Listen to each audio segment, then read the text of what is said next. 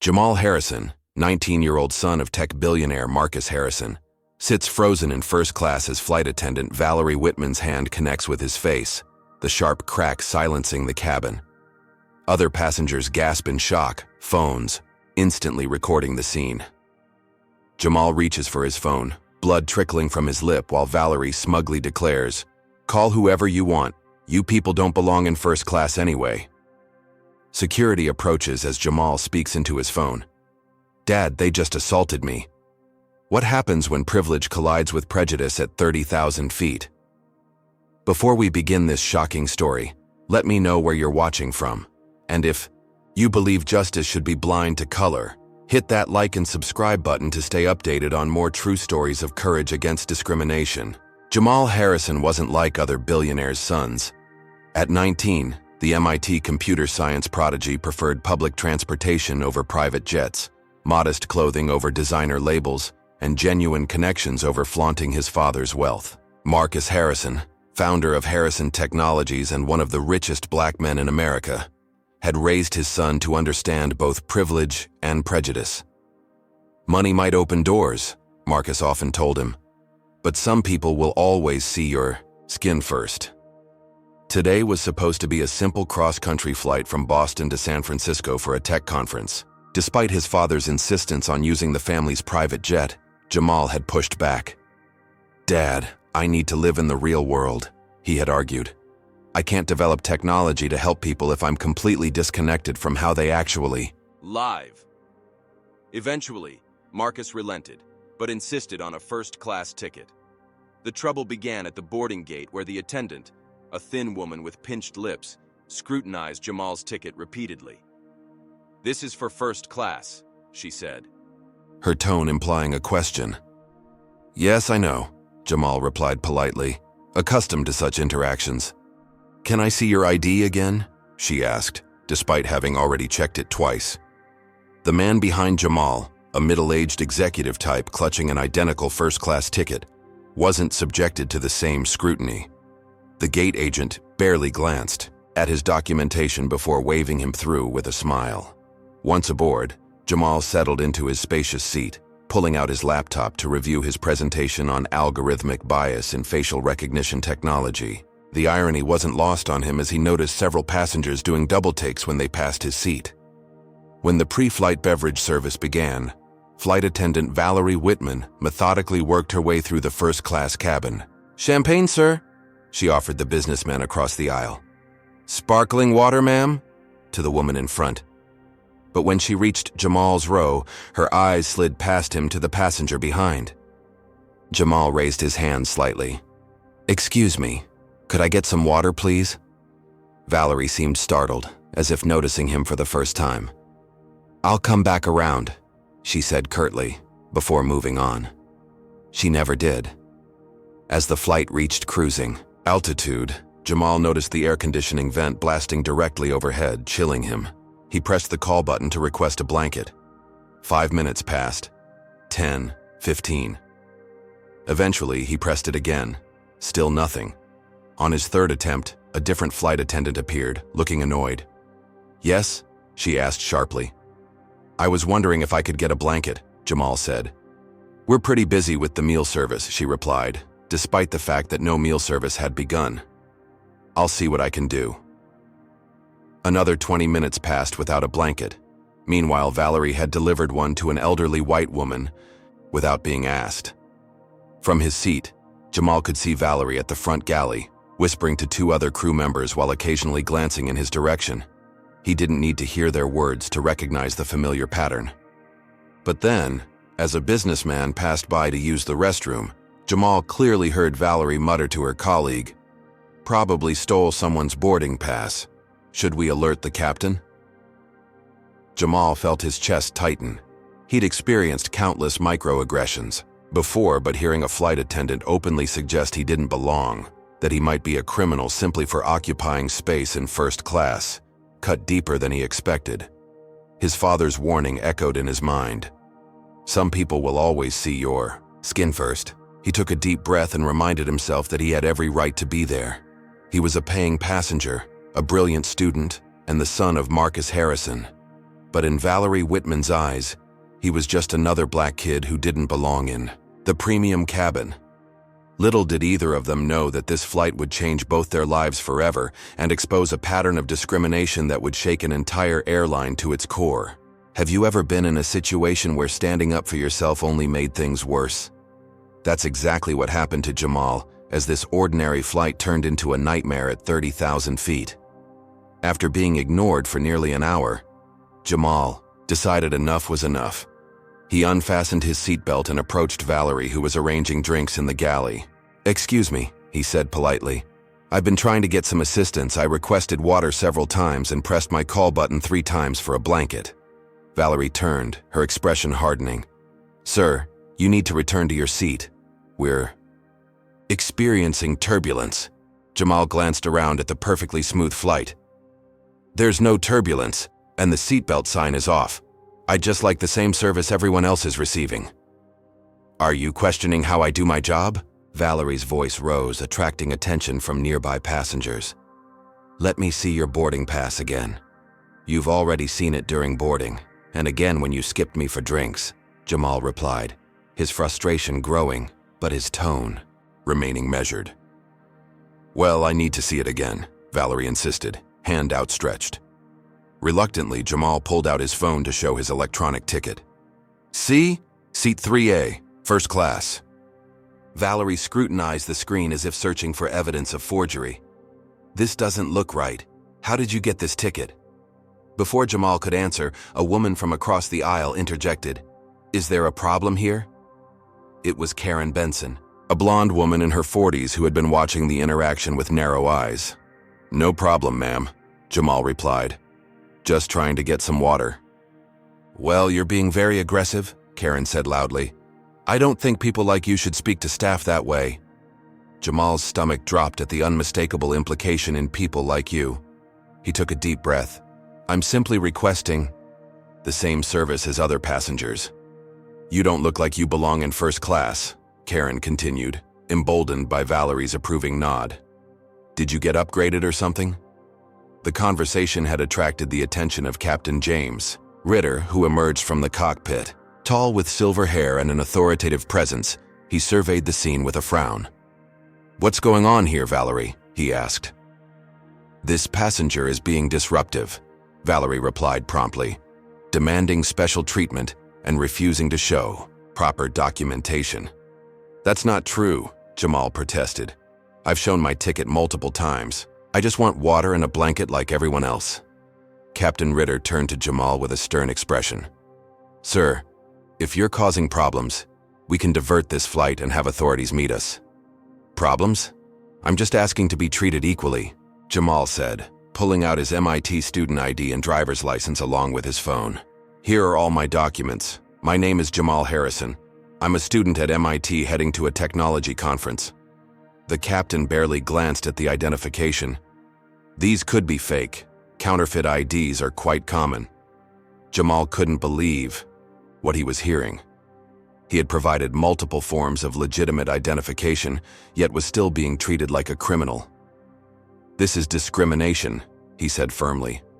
"I'm recording this interaction for my own protection." He pulled out his phone and began filming, which caused Valerie to step back dramatically as if threatened. "He's recording us without consent," she exclaimed. "That's against airline policy." "Actually, there's no law against recording in public. Spaces on domestic flights," Jamal countered, his voice calm despite his racing heart. Captain Ritter's face darkened. "Listen, young man. If you continue causing a disturbance, I'll have no choice but to divert this plane. Is that what you want? To inconvenience everyone because you aren't getting special treatment?" Jamal stood his ground. "I don't want special treatment. I want equal treatment." That's when Valerie lunged forward unexpectedly, grabbing Jamal's wrist. "Give me that phone. You can't record us?"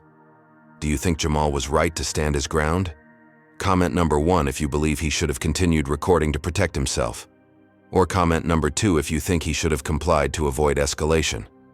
Don't forget to hit that like button if you've ever experienced or witnessed discrimination in customer service settings, and make sure to subscribe for more powerful real-life stories that expose injustice in our society. What happens when a Flight attendant physically assaults a passenger, and how far will an airline go to cover it up? Stay tuned to find out how this confrontation turns from bad to unbelievable. Instinctively, Jamal pulled back to protect his phone, causing Valerie to stumble slightly on her heels. Her face transformed from annoyance to rage in an instant. "He assaulted me!" she shrieked, steadying herself against the galley counter. "This passenger just assaulted a crew member." "What? I didn't touch you," Jamal protested, still backing away, phone recording. "You grabbed me. It's all on video." The captain stepped between them, facing Jamal. "That's enough," he growled. "Assaulting a flight attendant is a federal offense." "I didn't assault anyone. She grabbed my wrist," Jamal insisted, holding his phone higher to capture everything. That's when it happened. Valerie stepped around the captain and, with shocking speed, slapped Jamal hard across the face. The crack echoed through the first-class cabin, leaving a stunned silence in its wake. Jamal staggered back, tasting blood where his lip had split against his teeth. The shock of being struck rendered him momentarily speechless as passengers gasped. "He attacked me first," Valerie declared loudly for everyone to hear. "I acted in self-defense." The absurdity of her claim might have been laughable if the situation weren't so serious. Jamal, slim and several inches shorter than Valerie, had never made any threatening move. "That's a lie," called out an older black woman from row 5. "We all saw her hit him unprovoked." "Stay out of this, ma'am, or you'll be considered an accomplice," Captain Ritter warned.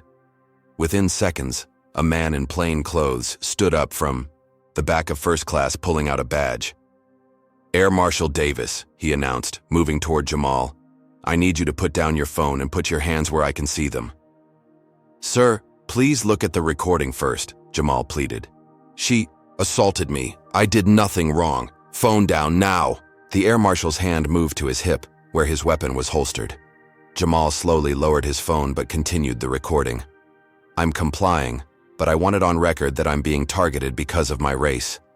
Always playing the race card, Karen muttered loudly enough for everyone to hear. The air marshal took Jamal's phone but didn't stop the recording. Instead, he placed it in his pocket.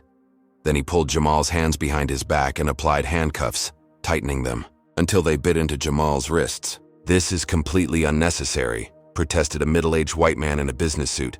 "The kid didn't do anything wrong." "Sir, interfere with my duties and you'll be restrained as well," the marshal replied without looking up. Several other black passengers began to voice objections, but each was swiftly threatened with arrest. White passengers who seemed sympathetic to Jamal exchanged uncomfortable glances, but remained largely silent, unwilling to risk their own safety.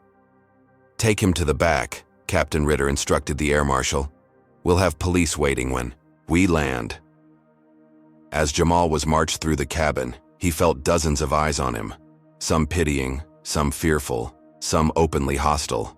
He'd experienced racism before, but never so blatant, so public, and with such immediate consequences. While being secured in an empty row at the back of the plane, Jamal managed to whisper to the air marshal, "Can I at least call my father to let him know what's happening?" "You'll get your phone call when we land and you're in custody," the marshal replied coldly. "What am I being charged with exactly?" Jamal asked. "Interfering with a flight crew, assault on an airline employee, and potentially making terrorist threats." "Terrorist threats? I never threatened anyone." The marshal shrugged. "That's what the captain and flight attendant are claiming. Said you made them fear for the safety of the aircraft." Jamal's mind raced. A federal terrorism charge could mean years in prison, even with the best attorneys. His entire future could be destroyed because a racist flight attendant didn't think he belonged in first class. While the marshal was distracted by a call from the cockpit, Jamal managed to shift his body enough to reach the emergency cell phone in his sock that his security-conscious father had always insisted he carry. With his hands cuffed behind him, he blindly pressed what he hoped was the speed dial for his father. When he felt the vibration indicating the call had connected, he whispered urgently, "Dad, it's an emergency. I'm on United Flight 237 from Boston to San Francisco. The flight attendant slapped me. They're falsely accusing me of terrorism and I'm handcuffed. They're planning to arrest me when we land in about 2 hours. There's video on my main phone which they've confiscated." He heard his father's voice start to respond, but the marshal returned, and Jamal had to shift again to hide the phone. As the marshal moved away once more, Jamal heard his father's final words. "Don't worry, son. By the time you land, they'll wish they'd never touched you." What Jamal didn't know was that this incident would escalate far beyond a simple case of airline discrimination. It would expose a systematic pattern of abuse, trigger a national reckoning, and forever change how the airline industry addressed racial bias.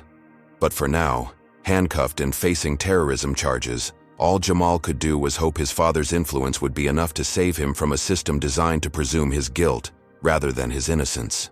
Marcus Harrison was in the middle of a boardroom meeting with 20 of Silicon Valley's most powerful tech executives when his emergency line vibrated. As the founder and CEO of Harrison Technologies, a company valued at over $70 billion, interruptions during high-level meetings were strictly forbidden. But the emergency line was different. Only his son Jamal and his wife Sophia had that number. He excused himself with the practiced ease of a man accustomed to commanding rooms. "Gentlemen, ladies, please continue without me for a moment. James, take over the projection." In the hallway, Marcus listened to his son's desperate whisper, his expression transforming from concern to cold fury. When the call abruptly ended, he stood motionless for 3 seconds, processing what he'd heard and formulating a response. Those who knew Marcus Harrison well understood that this momentary stillness was not indecision, but the calm before a storm.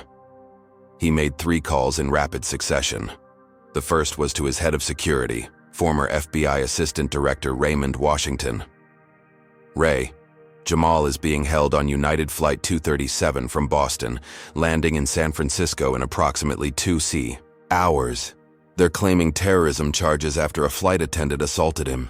I need everything you have on the flight crew, the marshals on board, and the airline's senior leadership within 30 minutes. And get our legal team in the air now." The second call went to his longtime friend and United States Senator William Chen. "Will, I need a favor. Jamal is being detained on false charges. I need you to contact Homeland Security immediately. This is racial profiling at its worst, and I won't let them destroy my son's life." The third call bypassed secretaries, assistants, and gatekeepers, connecting directly to United Airlines CEO Richard Pearson's personal cell phone. "Pearson," came the curt answer. "Richard, it's Marcus Harrison." A pause. "Marcus? This is unexpected. If this is about the technology contract, I've already told your team that we're considering all vendors equally, and my son Jamal is currently handcuffed on your Flight 237 after one of your flight attendants slapped him across the face. They're threatening terrorism charges because he asked for water and a blanket while flying first class." Another pause, longer this time. "That sounds... There must be some mistake or misunderstanding. If a physical altercation occurred, I'm sure there's more to the story than..." "There is no misunderstanding," Marcus cut in, his voice deadly calm. "My 19-year-old son, a student at MIT with no criminal record, was publicly humiliated, physically assaulted, and is now facing federal charges because your employees couldn't handle seeing a young black man in first class. There is video evidence, Richard. Evidence that will be in the hands of every major news outlet within the hour, unless I hear that the entire flight crew has been detained for questioning upon landing. Marcus, be reasonable. I can't just order the detention of an entire flight crew based on a phone call, even from you. There are procedures, unions, regulations. You have exactly 1 hour to handle this internally, Richard. After that, the video goes public. I file a $1 billion lawsuit against your airline for racial discrimination and assault. And I use every resource at my disposal to ensure that the world knows exactly how United Airlines treats black passengers. Your stock will drop 30% before the closing bell." Marcus could almost hear Pearson sweating through the phone. Harrison Technologies not only provided critical software for United's booking systems, but was also preparing to bid on a multi-billion-dollar technology overhaul for the entire airline. Beyond that, Marcus Harrison's influence extended throughout the business world, politics, and media. "I'll look into it immediately," Pearson said finally. "Don't look into it. Fix it." Marcus ended the call.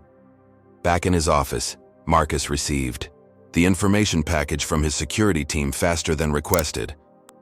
The captain, James Ritter, had 2 previous complaints of racial discrimination that had been quietly settled. Flight attendant Valerie Whitman had a concerning pattern. 6 complaints over 15 years, all from minority passengers, all dismissed without action. More troubling was what his team discovered about United's internal policies.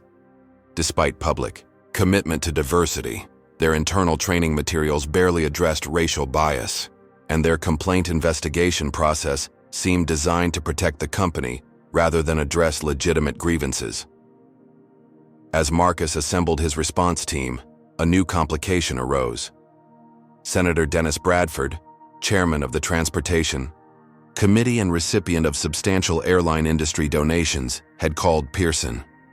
Reports indicated he was pressuring the airline CEO to handle the situation quietly and not cave to pressure tactics from Harrison, no matter how wealthy he is. Marcus's phone rang again. It was Raymond. "Boss, we've got movement. United Flight 237 has been diverted to Sacramento due to a security concern.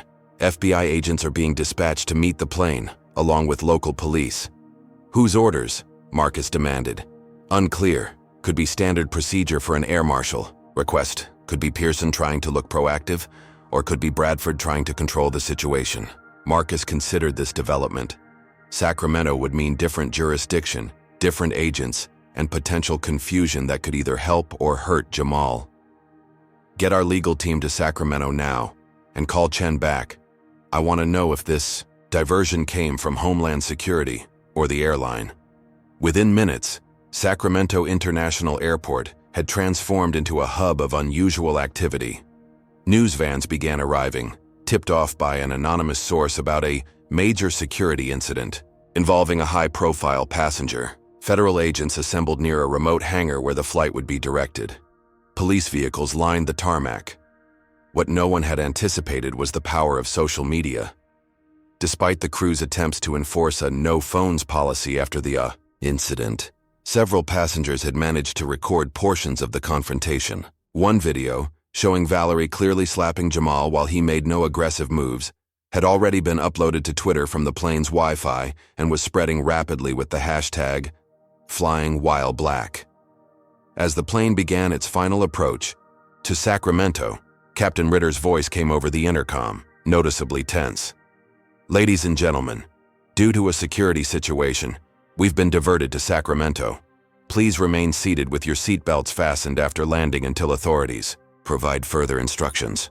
What Captain Ritter didn't tell the passengers was that the authorities waiting on the ground had very different instructions than he expected. Instead of arresting Jamal Harrison, they had orders to detain the entire flight crew for questioning. The airline's attempt to cover up a racist incident was about to backfire spectacularly, exposing years of systematic discrimination that had been hidden from public view. As the wheels touched down on the Sacramento runway, neither Jamal nor the crew realized that this was just the beginning of a battle that would eventually reach the highest levels of corporate America and the federal government, forever changing the conversation about race, privilege, and accountability in the airline industry. Have you ever watched as someone powerful suddenly realized they were trapped by their own actions? That moment when justice finally catches up to those who thought they were untouchable? That's exactly what was about to unfold on the tarmac at Sacramento International Airport. As Flight 237 taxied to its designated position, passengers pressed their faces against windows, gawking at the extraordinary scene outside. Police vehicles, black SUVs with federal markings, and news vans formed a perimeter around their aircraft. This wasn't the standard welcome for a diverted flight. Inside the cockpit, Captain James Ritter was receiving confusing information. He'd expected local authorities to board the plane and arrest the troublemaker in seat 3A. Instead, the control tower was instructing him to bring the aircraft to a remote hangar area where federal authorities were waiting to interview all crew members involved in the incident. "This must be a mistake," he muttered to his co-pilot. "Call dispatch again." Before the co-pilot could respond, a stern voice came over the radio. "United 237. This is FBI Special Agent Daniels. Upon reaching your designated position, please shut down engines and open the main cabin door. All flight crew members involved in the incident with passenger Harrison are to exit the aircraft first with their hands visible. Ritter exchanged a panicked glance with his co-pilot. What the hell is going on? When the aircraft finally stopped, the cabin remained tensely silent. Valerie Whitman paced nervously in the galley, repeatedly whispering to her colleagues, "Just stick to the story. The passenger was aggressive and threatening. I acted in self-defense after he made physical contact." As the cabin door opened, 4 federal agents boarded. Their expressions were grim as the lead agent announced, "Captain James Ritter. Flight. Attendants Valerie Whitman, Thomas Reynolds, and Sarah Jenkins. You are being detained for questioning regarding the alleged assault of passenger Jamal Harrison. Please gather your personal items and exit the aircraft." "This is outrageous," Valerie protested. "That man assaulted me. He made threats against this aircraft." "Ma'am, we have preliminary video evidence contradicting that claim," the agent replied coldly. "Please cooperate or you will be restrained." The shock on Valerie's face was evident as handcuffs were produced. Captain Ritter, attempting to maintain some dignity, straightened his uniform and addressed the agents. "There must be some misunderstanding. We were following standard protocols for an unruly passenger." "We'll discuss the details at the field office, Captain," came the curt reply. As the crew was escorted off, passengers were informed they would need to remain on board while statements were collected. At the back of the plane, the air marshal reluctantly uncuffed Jamal under the watchful eye of a senior FBI agent. "Mr. Harrison, are you in need of medical attention?" the agent asked, noting the dried blood on Jamal's lip. "I'm okay," Jamal replied, rubbing his wrists. "What happens now?" "We'll take your statement and return your phone. Your father has arranged for legal representation to meet you here." Meanwhile, in a secure room at the airport, the interrogation of Valerie Whitman had begun. Despite being shown the damning video evidence, she maintained her fabricated narrative. "The video doesn't show everything," she insisted. "He was aggressive before that. He threatened me." "In what way was he threatening?" asked Agent Daniels. "His presence was intimidating.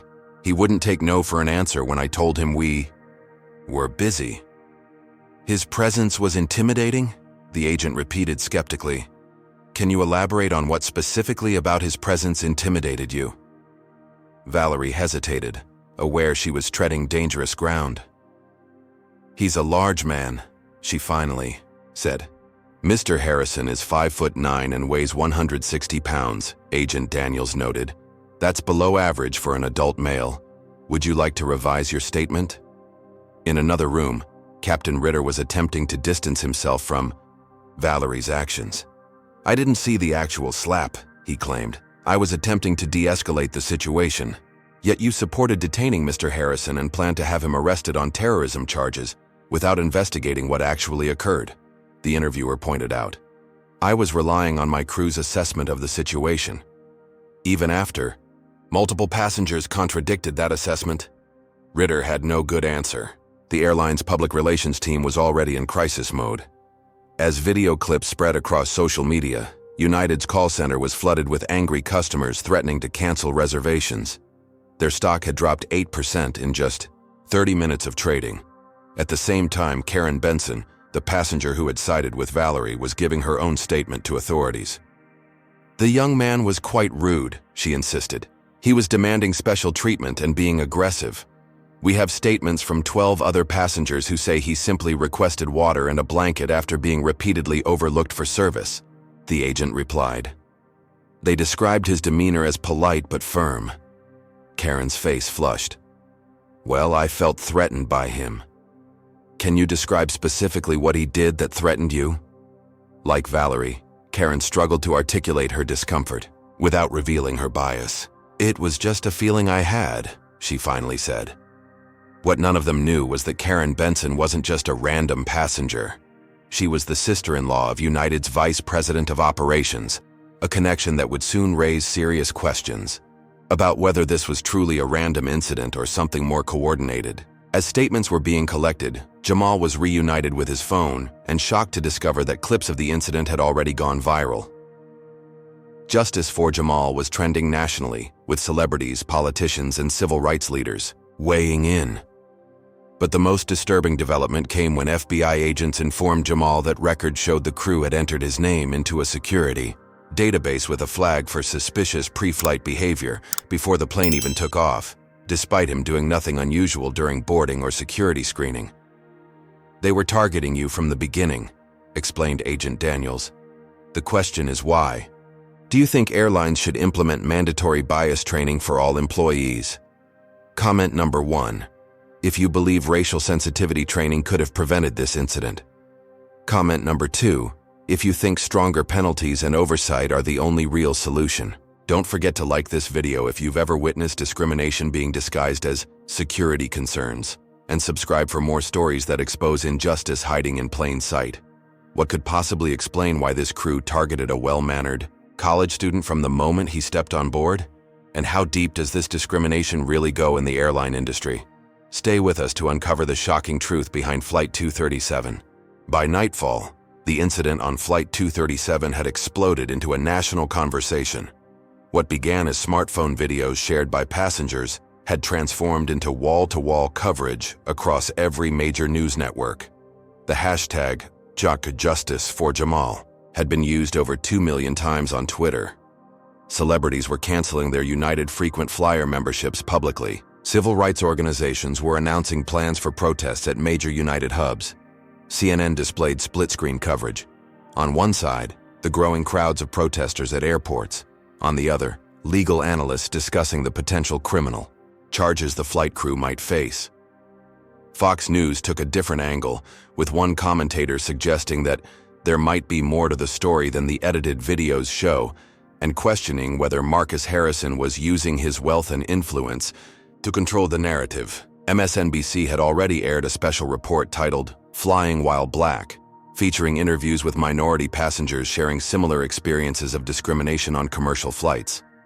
In a hastily arranged press conference, Marcus Harrison stood before a forest of microphones, his expression stern but controlled. Flanked by his attorneys and civil rights leaders, he spoke with measured fury. "Today, my son Jamal, a dedicated student with a perfect academic record and no history of behavioral issues, was physically assaulted for the crime of requesting equal service while being black. The flight attendant who struck him has a documented history of similar incidents that United Airlines chose to ignore. The captain who supported false terrorism charges against my son has previously been accused of racial discrimination." Marcus paused, his gaze sweeping across the assembled reporters. "This is not about one flight, one crew, or even one airline. This is about a pattern of discrimination that continues to poison our society. My son was lucky. He had the resources and connections to fight back. But what about the thousands of young black men and women who don't have a billionaire father to call when they're being mistreated? Who speaks for them?" The questions came rapid fire after his statement. When asked about potential legal action, Marcus was unequivocal. "This isn't about money. It's about accountability and systemic change. We will not accept a settlement with a non-disclosure agreement. We will not allow this to be buried. The world will know exactly what happened, and those responsible will face consequences." As Marcus spoke, United Airlines stock continued its free fall, dropping a total of 23% before trading was temporarily halted. The company had issued a brief statement claiming they were investigating the incident thoroughly and that they did not tolerate discrimination of any kind, but the public wasn't buying it. The Flight Attendants Union initially released a statement supporting their members and emphasizing the challenges of maintaining aircraft safety, but as more video evidence emerged, they quickly backpedaled, stating that, if misconduct occurred, appropriate action should be taken. Meanwhile, Jamal remained in Sacramento, still being questioned by federal authorities. Despite his father's influence, the investigation into the terrorism allegations couldn't be instantly dismissed. The system moved at its own pace, even for the son of Marcus Harrison. The air marshal who had detained Jamal was now claiming that Captain Ritter had specifically requested that he monitor the suspicious passenger in 3A before any interaction had occurred. This suggested a level of premeditation that transformed the incident from a heat-of-the-moment conflict to something potentially more sinister. While Jamal waited to be cleared, a disturbing development occurred online. Seemingly authentic documents began circulating showing a criminal record for Jamal Harrison. including charges of assault and disorderly conduct. News outlets, hungry for a new angle, began reporting on these records, suggesting that perhaps the flight crew had legitimate reasons for concern. It took less than 3 hours for Marcus Harrison's security team to prove the documents were sophisticated forgeries, created and disseminated after the incident. The metadata revealed they had originated from an IP address linked to a crisis management firm retained by United Airlines. Rather than diffusing the situation, this apparent attempt to smear Jamal's reputation poured gasoline on the fire. United lies joined Orchard justice for Jamal as a trending topic. Calls for boycotts intensified. Competing airlines, sensing blood in the water, began offering special fares for passengers who could prove they had canceled United reservations. Behind the scenes, Marcus Harrison received an unexpected call from Richard Pearson, United's CEO. "Marcus, things have gotten out of hand. We need to resolve this amicably before more damage is done." "Amicably," Marcus repeated. "My son is still being investigated for terrorism charges your crew fabricated. Your company attempted to smear his reputation with forged documents, and you think we can resolve this amicably?" "Those documents weren't authorized by senior leadership," Pearson insisted. "Some overzealous people in our crisis team made a terrible decision. They've been terminated." "Not good enough, Richard. I want the names of everyone involved in targeting my son, from the moment he checked in until those forged documents appeared. I want to know who made the decisions, who approved them, and who looked the other way." Silence stretched before. Pearson replied, "You know I can't do that, Marcus. There are privacy laws, union contracts." "Then I can't help you, Richard. The lawsuits will proceed. The boycotts will continue. And your company will serve as an example of what happens when racism is protected by corporate power." As night fell on the West Coast, Jamal was finally cleared of all allegations and released to his father's legal team. The footage from his phone had been verified as authentic and unedited, destroying any claim that he had behaved inappropriately. Yet even as one battle ended, another was just beginning. This incident had shone a spotlight on practices that had long existed in shadows, and powerful interests were already mobilizing to ensure those practices remained hidden from public view. What none of them realized was that Marcus Harrison had anticipated their moves and was prepared for a war that would extend far beyond a single flight or airline. With Jamal safely ensconced in Sacramento's most exclusive hotel suite, Marcus Harrison shifted from defense to offense. He assembled an elite team of investigators, data analysts, and former law enforcement officials with a clear mission. Expose the full extent of discrimination at United Airlines and the systems that protected it. Within 48 hours, they uncovered disturbing patterns. Captain James Ritter had been named in 3 previous discrimination complaints, all settled quietly with non-disclosure agreements. Valerie Whitman had 6 similar complaints from minority passengers over her 15-year career, none of which resulted in disciplinary action. More damning was what they found about United's internal processes.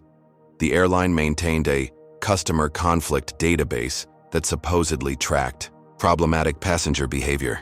Analysis revealed that Black and Middle Eastern passengers were flagged at rates 5 times higher than white passengers for identical reported behaviors.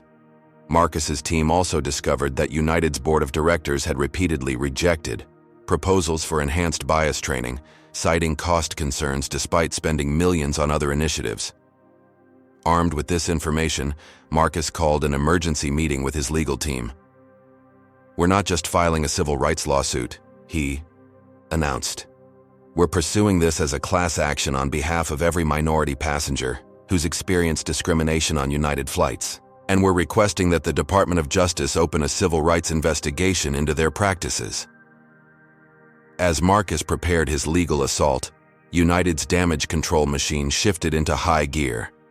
CEO Richard Pearson requested a private meeting with Marcus, away from lawyers and the media. They met in a discreet conference room at a neutral location. Pearson arrived with a single document: a settlement offer for $20 million, conditional on a non-disclosure agreement that would prevent Jamal and Marcus from discussing the incident publicly. $20 million for a slap, Pearson said, sliding the document across the table. "That's generous by any standard, Marcus. This can all go away today." Marcus didn't even glance at the paper. You still don't understand, Richard. This isn't about money. It's about accountability. Everyone has a price, Pearson insisted. Name yours. Systemic change, Marcus replied instantly. Public acknowledgement of the problem. Transparency. About past incidents. Mandatory bias training with real consequences for violations. External oversight of your complaint process. That's my price. Pearson's expression hardened. That's not realistic. The shareholders would revolt. The union would fight it at every step. Then we have nothing to discuss. Marcus stood to leave. Wait, Pearson said, his tone shifting. You need to understand what you're up against. Marcus, United has relationships throughout the business world, government, and media.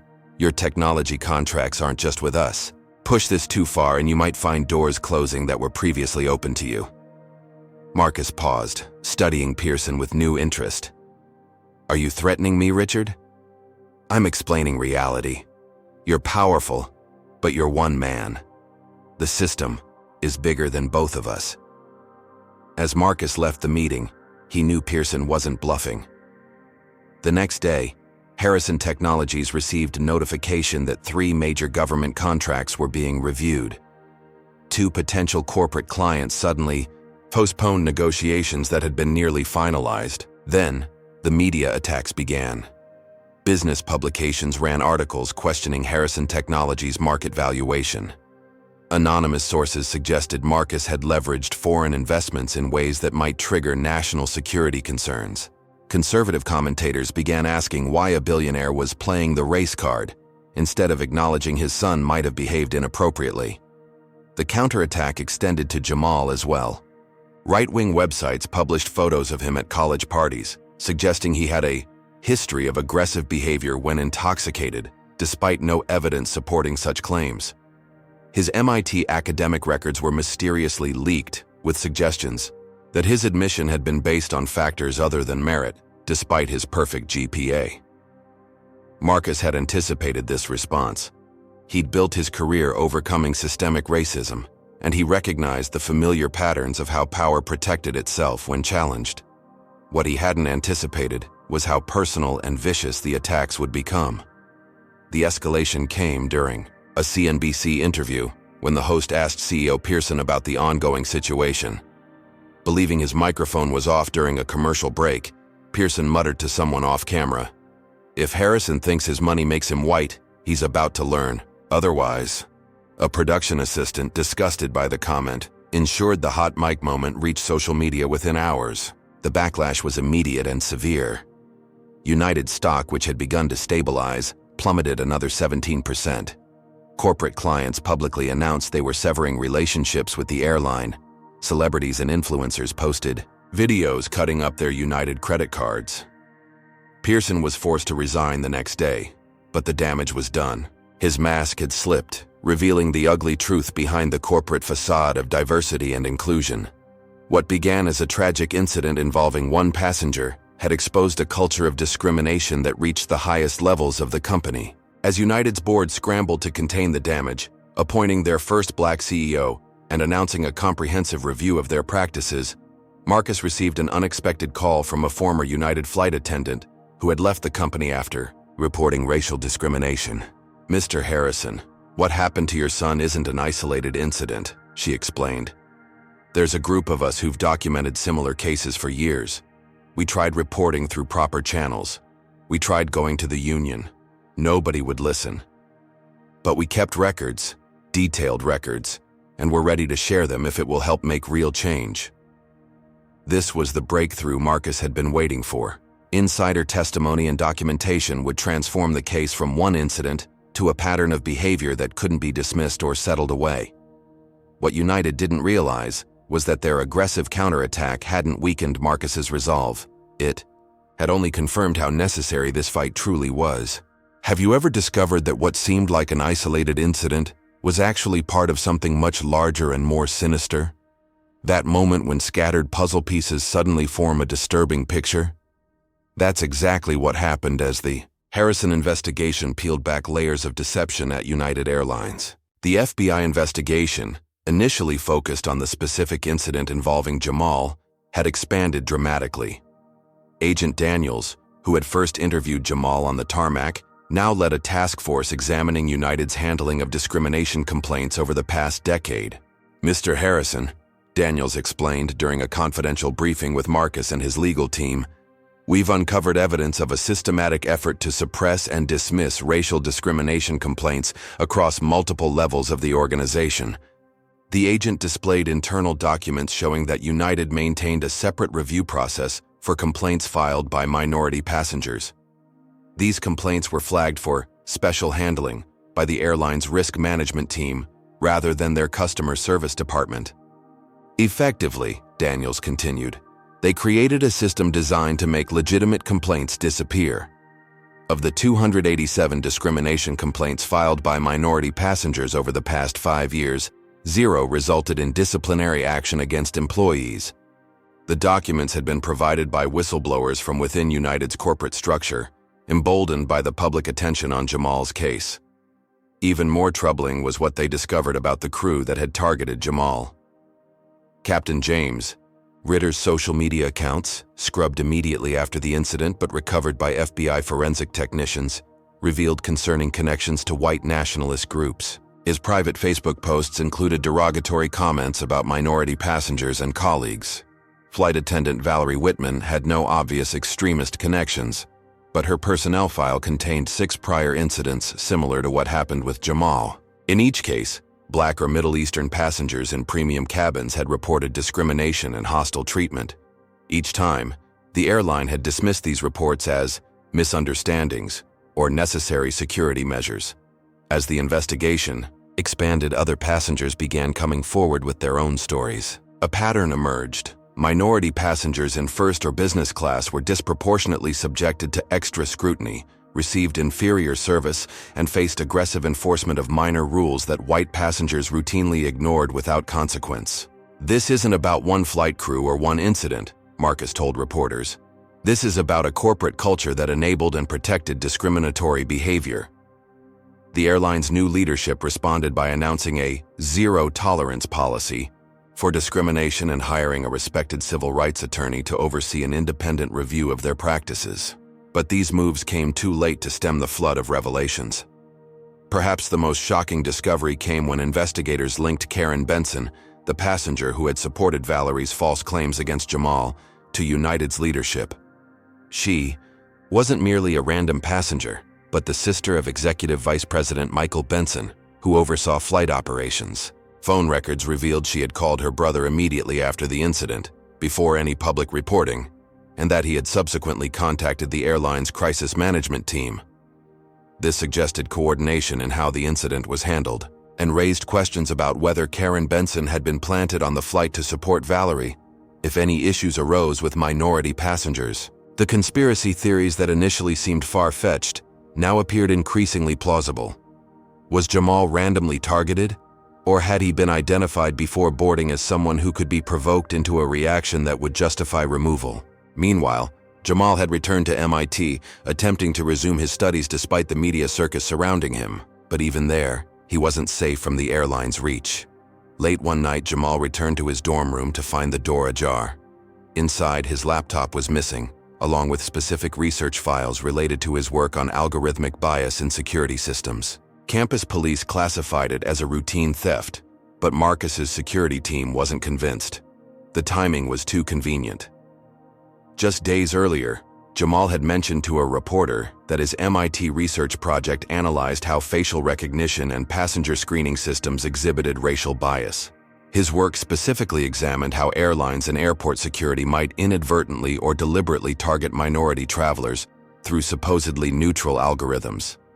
They're trying to silence him from multiple angles, Marcus told his head of security. First, character assassination, now trying to steal his research. They're scared of what he knows. The investigation took another turn when federal agents discovered that United's head of security had ordered the deletion of specific passenger complaint records just hours after the incident with Jamal made national news.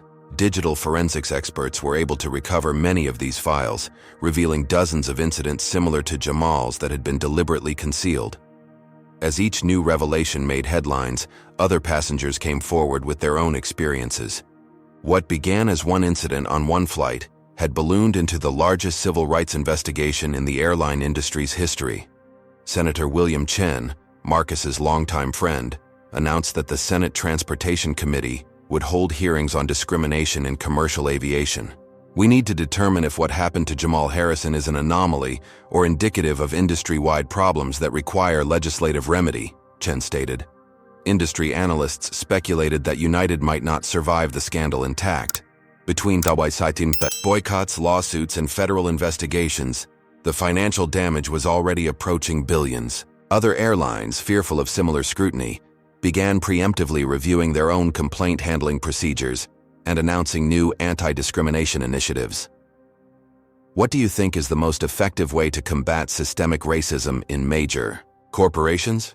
Comment number 1 if you believe external regulation and oversight are necessary because self-policing doesn't work. Comment number 2 if you think consumer pressure and boycotts are more effective than government intervention. If you've experienced or witnessed discrimination that was later denied or minimized by those in authority, hit that like button to show solidarity with others who weren't believed.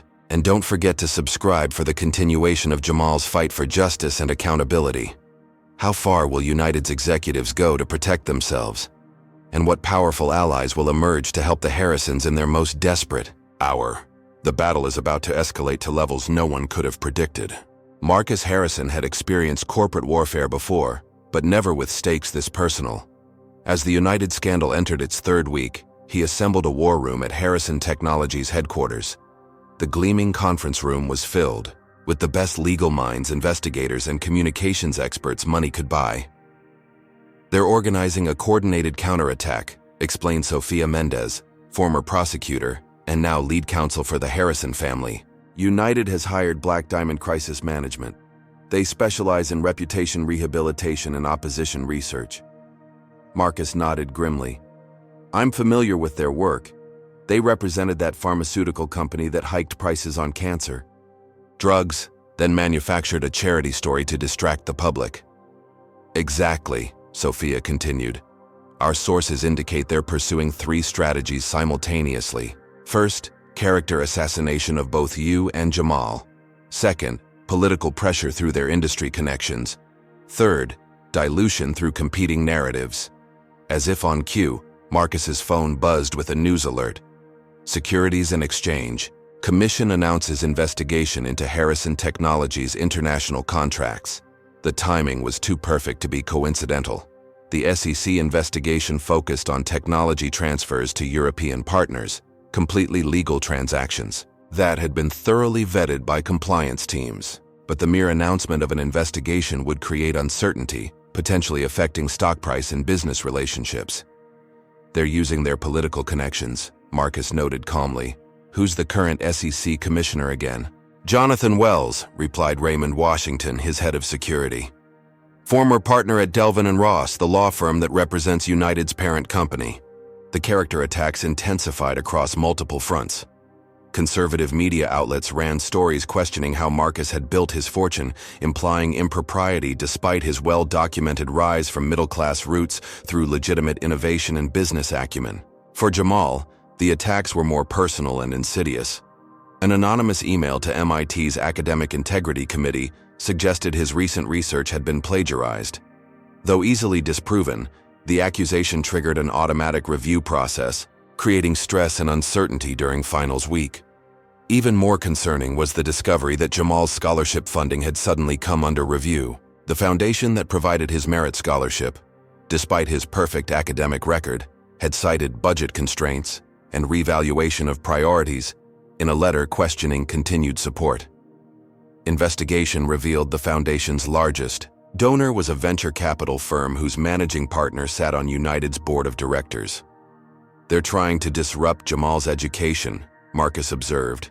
"They can't attack him directly anymore because the public is watching, so they're using indirect pressure points." The Harrison legal team filed injunctions and made formal complaints about these obvious retaliatory actions, but legal processes moved slowly compared to the rapid-fire attacks.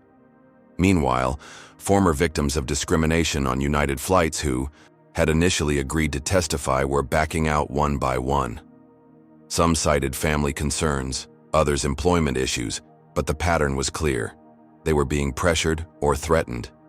Maria Johnson, a black executive who had experienced treatment similar to Jamal's the previous year, forwarded Marcus an email she'd received.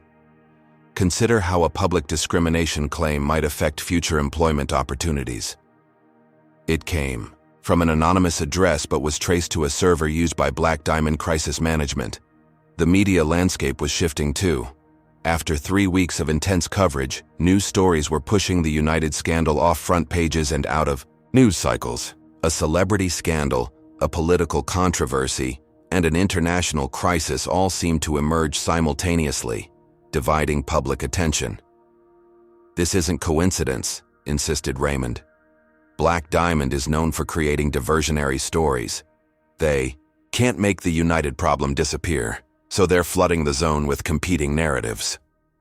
Marcus received a call from Senator Chen with more troubling news.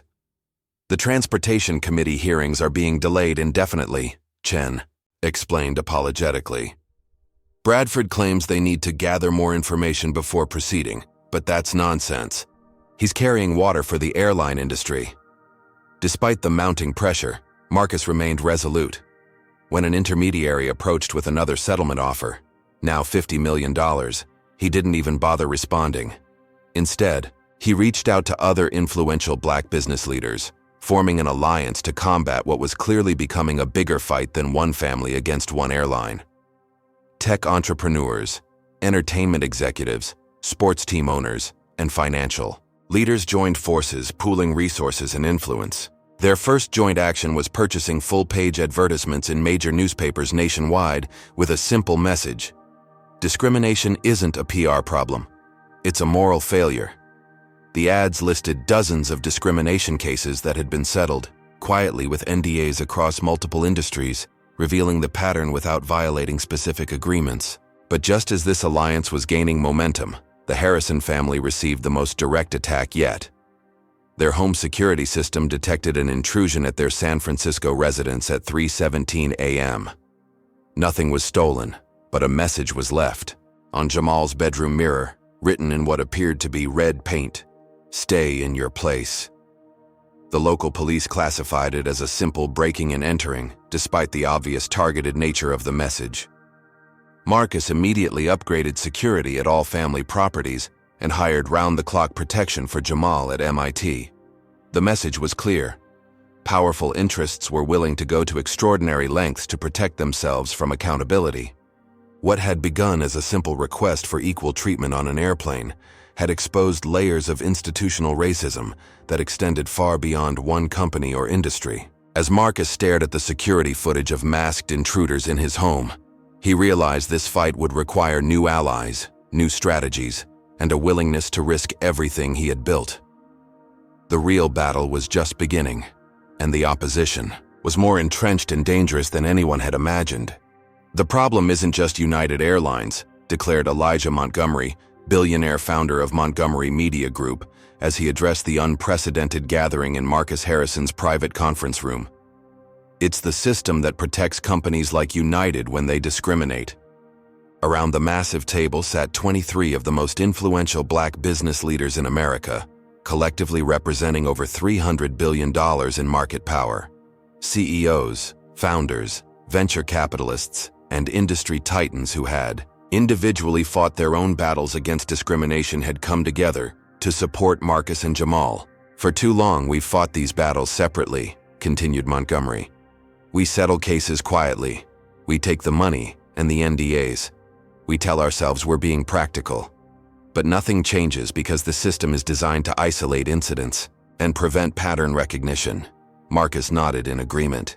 "United isn't afraid of my lawsuit. They're afraid of what happens if we all start comparing notes."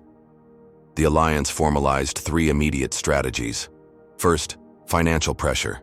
They would collectively announce the termination of corporate contracts with United, affecting everything, from business travel to cargo services.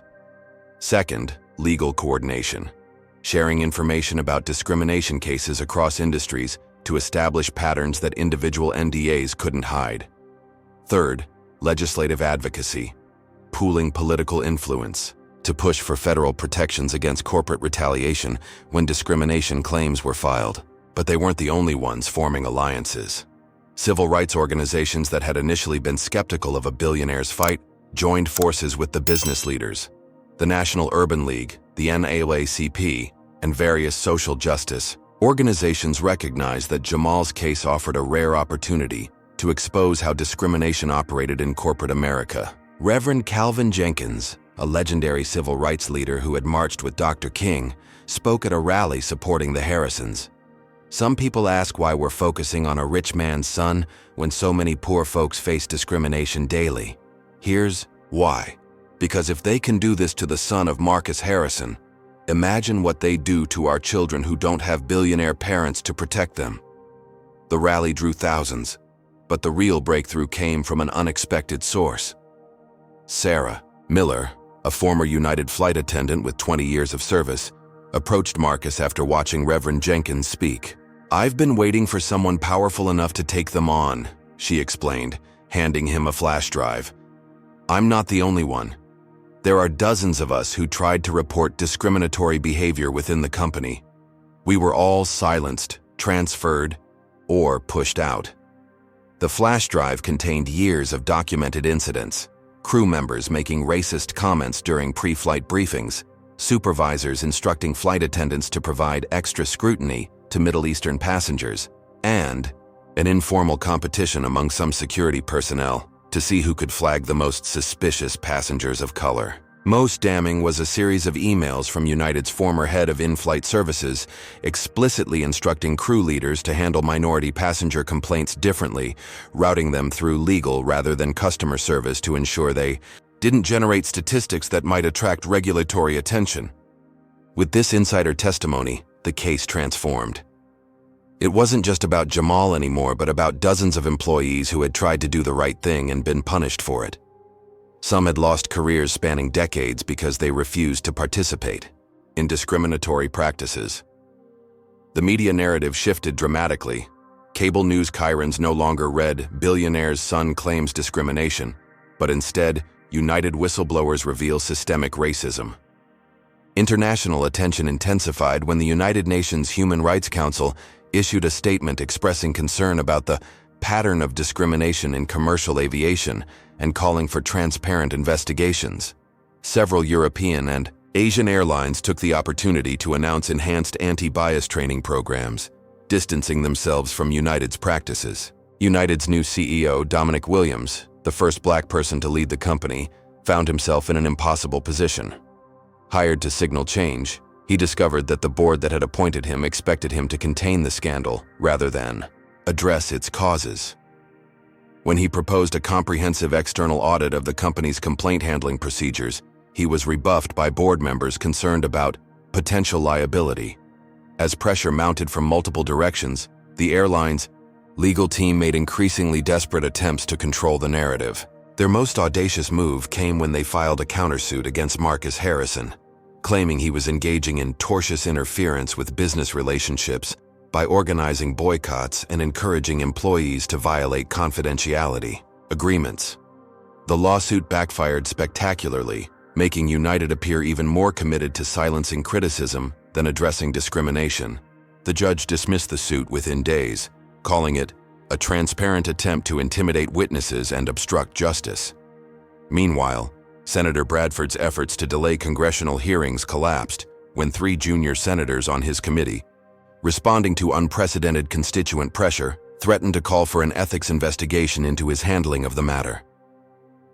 Hearings were finally scheduled, with Jamal, Marcus, and former United employees invited to testify.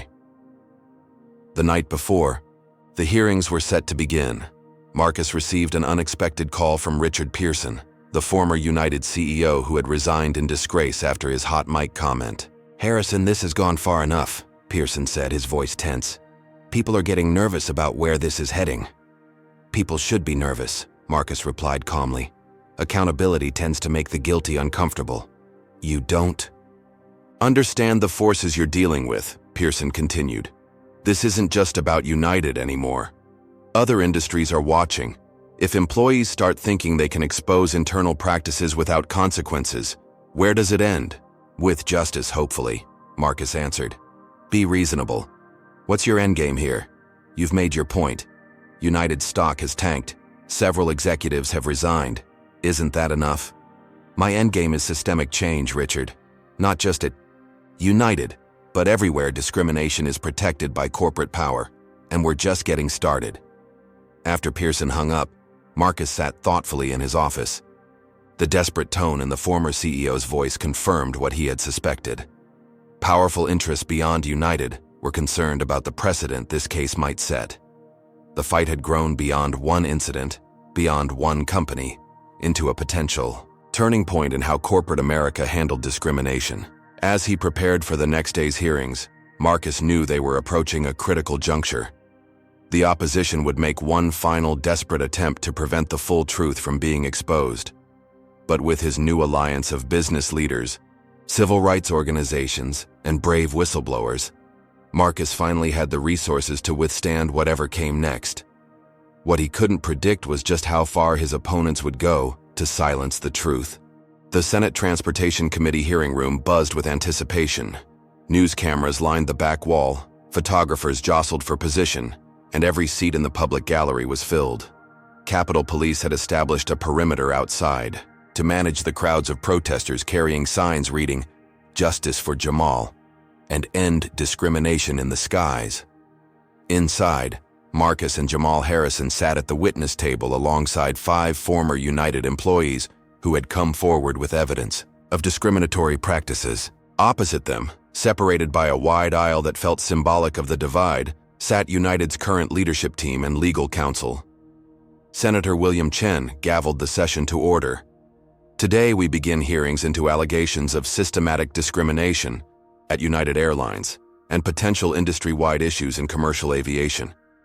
Our first witness is Jamal Harrison. Jamal approached the microphone with the composed dignity that had made him a powerful symbol in the ongoing battle. For 3 months he had endured character attacks, academic harassment, and death threats. Yet he remained focused on the larger purpose, ensuring no one else would experience what happened to him.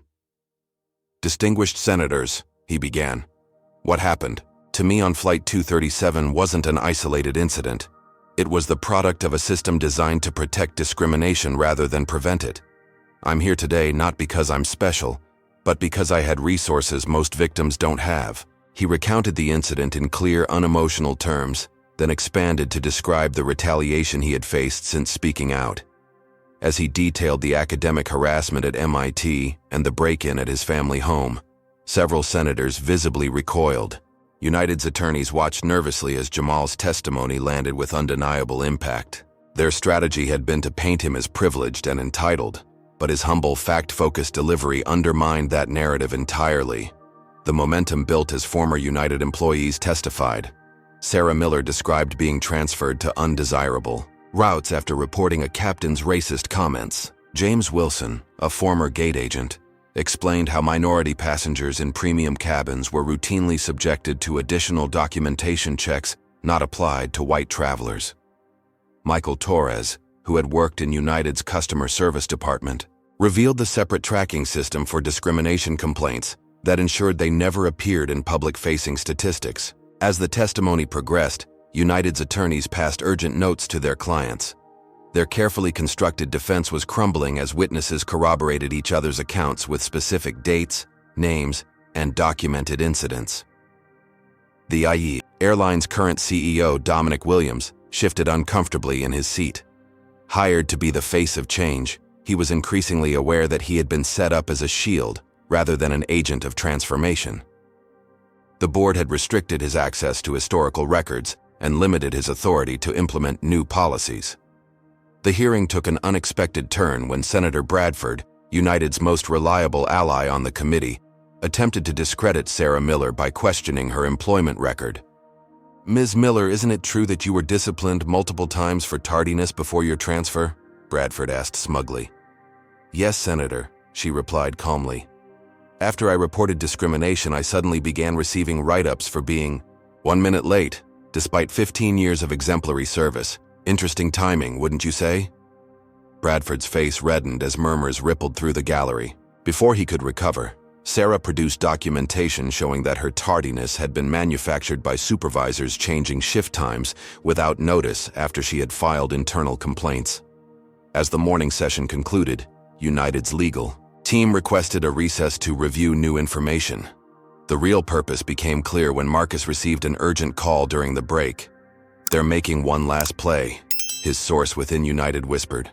"They've got Parker heading to the judge right now with an emergency injunction to prevent the release of the internal emails. They're claiming executive privilege and trade secrets." Judge Eleanor Parker had been assigned to oversee various legal aspects of the United case. Known for her strict interpretation of corporate privacy rights, she represented the airline's best hope of suppressing the most damaging evidence before it could be presented to the committee. Marcus immediately dispatched his legal team to counter this move, but they were racing against time. The afternoon session would begin in 30 minutes, and the most explosive testimony was scheduled first. As senators returned to the committee, a disturbance erupted outside. Capitol Police were clearing the building due to a security threat. Witnesses and spectators were directed to exits, effectively delaying the proceedings. "This is no coincidence," Marcus told Senator Chen as they were escorted out. "They're buying time until they can get that injunction." Chen nodded grimly.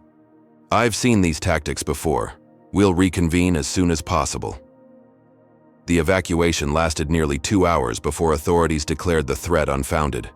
During that time, United's attorneys had indeed secured a temporary restraining order from Judge Parker, preventing the disclosure of specific internal communications. When the hearing finally resumed, tension filled the room. United's team looked visibly relieved, believing they had successfully blocked the most damaging evidence. What they didn't realize was that Marcus had anticipated this move. As Michael Torres returned to the witness stand, he calmly stated, "Before continuing, I should mention that last night, fearing attempts to suppress this information, I submitted all documentary evidence to WikiLeaks with instructions to publish if the hearing was disrupted in any way." The blood drained from the faces of United's legal team. One lawyer frantically checked his phone, then whispered urgently to his colleagues. The temporary restraining order was meaningless if the documents were already public. Furthermore, Torres continued, "I provided copies to news organizations in 5 countries, since United's influence is primarily limited to American media." Senator Bradford erupted, "This is outrageous. The witness is admitting to violating court orders." "Point of order," countered Senator Chen. "The documents were shared before any court order existed, and this committee is not bound by Judge Parker's ruling regarding what testimony we can hear." As Bradford sputtered in protest, Torres methodically outlined the extensive evidence. Emails from executives explicitly discussing how to handle problem minorities in first class, training materials that taught subtle techniques for extra, scrutiny of non-white passengers, and documentation of retribution against employees who reported discrimination. Most damning was an email from a former board member responding to a proposal for anti-bias training. "Let's not create evidence of a problem we're trying to deny exists." By late afternoon, United's defense had collapsed entirely. Their own documents and internal communications had revealed a culture that not only tolerated discrimination, but had developed sophisticated methods to conceal it.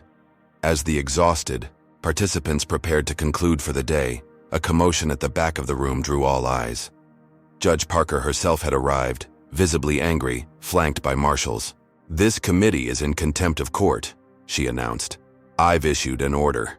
Senator Chen cut her off. "With all due respect, Judge Parker, congressional hearings are not subject to judicial restraining orders regarding what testimony we may hear. The separation of powers is quite clear on this matter." "Furthermore," added Senator Rodriguez, who had been unusually quiet until now, "I believe the committee should review Judge Parker's conflicts of interest in this case, including the fact that her husband's law firm represents United's insurance carriers." A stunned silence fell over the room as Judge Parker's face flushed with anger and embarrassment. Without another word, she turned and left, her dramatic entrance and exit accomplishing nothing but drawing attention to her own questionable impartiality. As the hearing adjourned, journalists raced to file stories about the day's dramatic revelations. United's stock had been halted after falling another 20%. Outside, the crowds of protesters had grown, their chants echoing through the streets of Washington. Marcus placed a hand on his son's shoulder as they left the committee room. "You did well today," he said simply. Jamal nodded, exhausted but resolute. "We all did, but it's not over yet." Indeed, the final chapter of this battle was yet to be written. The evidence presented today had laid bare not just United's discriminatory practices, but an entire system designed to protect corporate misconduct from consequences. The question now was whether that system could be reformed, or if the powerful interests behind it would find new ways to reassert control. Tomorrow's closing statements would determine whether this moment became a turning point in corporate accountability or just another scandal that faded when the news cycle moved on. 3 weeks after the explosive Senate hearings, Jamal Harrison stood at a podium in MIT's largest auditorium, facing hundreds of fellow students and faculty members. The room was silent as he prepared to speak about his experience and its aftermath. "When I boarded that flight 3 months ago," he began, "I was just a student concerned with algorithms and data patterns. I never intended to become the face of a movement or to expose systemic discrimination in one of America's largest industries. But sometimes, injustice finds you, even when you're not looking for it." The journey from victim to catalyst for change had been extraordinary. In the days following the Senate hearings, United Airlines had undergone a corporate transformation unprecedented in American business history. The board of directors, facing shareholder revolts and regulatory scrutiny, had resigned en masse. CEO Dominic Williams, finally freed from their constraints, had initiated a comprehensive overhaul of company policies, bringing in independent, civil rights experts to redesign everything from hiring practices to complaint procedures. Valerie Whitman and Captain James Ritter now faced criminal charges for assault, filing false reports, and civil rights violations. Their defense that they were just following company culture had collapsed when prosecutors presented evidence that they had personally targeted dozens of minority passengers over their careers. Most significantly, the Department of Justice had expanded its investigation beyond United to examine discriminatory patterns in the entire airline industry. Preliminary findings suggested that what happened to Jamal was indeed part of a wider problem affecting multiple carriers. Senator Bradford, whose aggressive defense of United had backfired so spectacularly, announced he would not seek re-election. Investigation into his financial ties to the airline industry was ongoing. Judge Parker had been forced to recuse herself from all cases involving airlines after her conflicts of interest became public. But the most profound change had been in the public conversation about corporate discrimination. What began as a single incident had evolved into a national reckoning about how companies use their legal and financial resources to conceal patterns of bias and silence victims.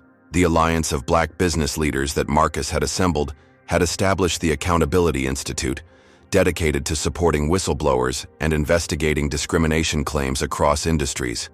With an initial endowment of $2 billion, it represented a powerful new force in corporate America. "What happened to me was not unique," Jamal continued in his address. "What was unique was that I had the resources to fight back. The Accountability Institute exists to ensure that everyone has those resources, regardless of their economic status or connections."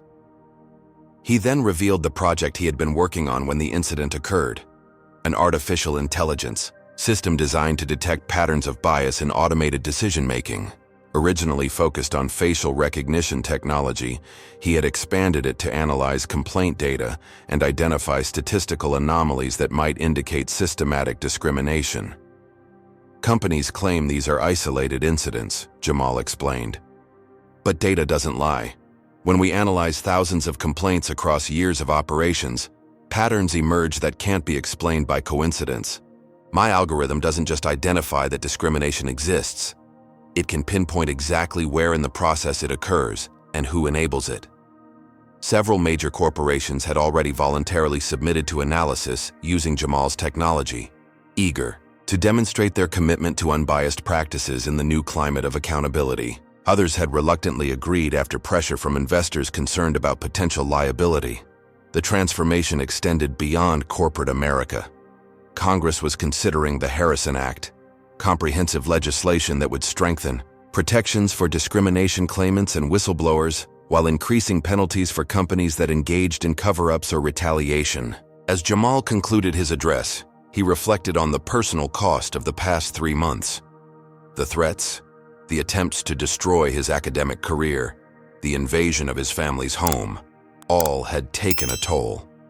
Yet he had emerged stronger, more focused, and more committed to using his privileges to create change for those without his advantages. "When that flight attendant slapped me," he said, "she didn't just attack me personally. She struck at the fundamental idea that all Americans deserve equal treatment and dignity. The appropriate response to such an attack isn't just to seek justice for oneself, but to ensure justice becomes accessible to everyone." Later that evening, Jamal joined his father for dinner at their favorite restaurant in Cambridge, finally able to enjoy a meal without security guards hovering nearby. The threat level had diminished as United's former executives faced their own legal problems, and public attention shifted to the positive changes emerging from the scandal. "I'm proud of you," Marcus told his son. "Not just for standing your ground, but for understanding that this fight was always bigger than one incident or one airline." Jamal nodded thoughtfully. "I keep thinking about all the people who experienced what I did, or worse, but couldn't fight back. How many careers were derailed? How many people were humiliated or criminalized simply for expecting equal treatment?" "That's why the Institute is so important," Marcus replied. "This can't just be about wealthy people protecting themselves.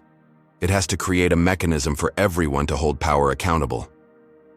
As they discussed the future, Marcus revealed that he had been approached about serving on a presidential commission examining corporate accountability structures across all industries. The United case had opened a door to addressing systemic issues that extended far beyond airlines.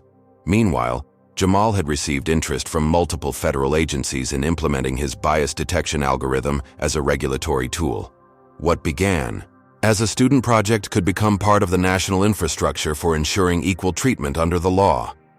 The most surprising development had come just that morning. A letter from Sarah Miller, the former United flight attendant who had risked everything to testify.